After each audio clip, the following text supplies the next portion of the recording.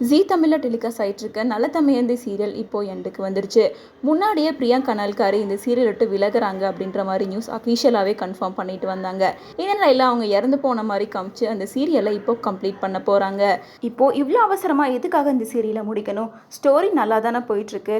அது மட்டும் இல்லாமல் இந்த சீரியல் ஸ்டார்ட் பண்ணியே கொஞ்ச நாள் தான் ஆகுது. கிட்டத்தட்ட 100 எபிசோடுக்கு மேலே தான் கம்ப்ளீட் பண்ணியிருப்பாங்க. இந்த நாளில் சீரியலை முடிக்க வேண்டிய அவசியமே இல்லை.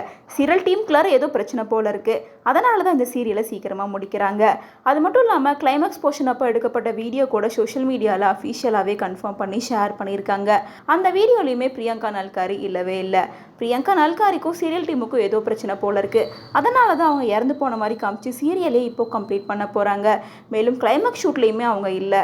இதெல்லாம் வச்சு பார்க்குறப்போ பிரியங்கா நால்காரி திரும்ப இனிமேல் சீரியல்லே நடிக்க மாட்டாங்க அப்படின்ற மாதிரி தான் இருக்குது. ஏன்னா ஆல்ரெடி அவங்க ஹஸ்பண்ட் கூட இருக்க பிரச்சனைனால தான் சீதாராமன் சீரியல்லேருந்து பாதியிலே விலகிட்டாங்க அப்படின்னு சொல்லப்பட்டுச்சு. அதுக்கப்புறமா இப்போது ரொம்ப நாளுக்கு அப்புறமா அவங்க ஹஸ்பண்ட் கூட சேர்ந்து இருக்க மாதிரியான பிக்சர் எல்லாமே போஸ்ட் பண்ணிட்டு இருக்காங்க. அது மட்டும் இல்லாமல் அவங்களுக்கு எங்கேஜ் ஆகி இன்னையோட 6 இயர்ஸ் கம்ப்ளீட் ஆகிடுச்சு அப்படின்னு சொல்லி 2 டேஸ் முன்னாடி ஒரு போஸ்ட் கூட ஷேர் பண்ணியிருந்தாங்க.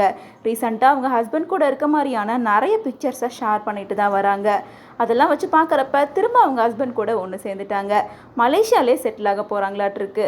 இதுக்கப்புறம் சீரியலில் நடிக்கவே மாட்டாங்க அப்படின்ற மாதிரி பலரும் இந்த விஷயத்த பேசிட்டு வராங்க.